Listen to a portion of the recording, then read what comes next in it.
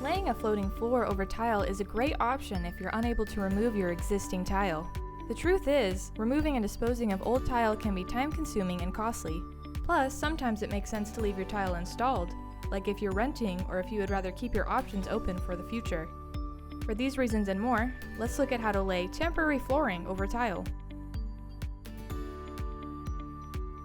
Laminate and vinyl flooring are the two most popular options for laying a temporary floor over tile. However, for best results, we suggest using a thicker plank with less flexibility, such as a WPC vinyl or rigid core vinyl. Thicker planks run less risk of telegraphing subfloor imperfections through your new flooring. For example, we're using Triton Core, a waterproof vinyl plank flooring which has an attached underlayment. Many brands of flooring require acclimation before installation. Be sure to check the directions and let your flooring acclimate to the room you're installing in. First, make sure you're starting with a clean space.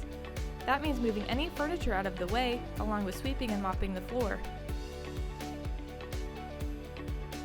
If your flooring does not have an attached underlayment, we recommend rolling one over the tile. This will help keep your flooring from sounding hollow when you walk on it. Simply unroll and cut to fit the size of your room. Use a spacer between the plank and the wall. Simply lay a plank starting in one corner of the room. Lay planks one row at a time. Planks lock into each other and can be tapped securely into place using a rubber mallet. When a plank does not fit at the end of a row, measure the gap and cut the plank to fit the space.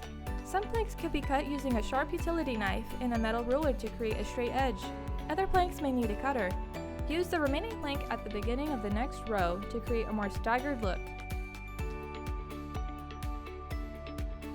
Continue to lay your temporary flooring, and be sure to use spacers between walls and flooring for uniformity. When finished, remove spacers and reattach baseboards. For a finished look, use a reducer at the flooring edge. And that's it! Creating a beautiful new floor over tile really is super easy. If you have any other questions, be sure to give us a call or start a live chat. We're happy to help.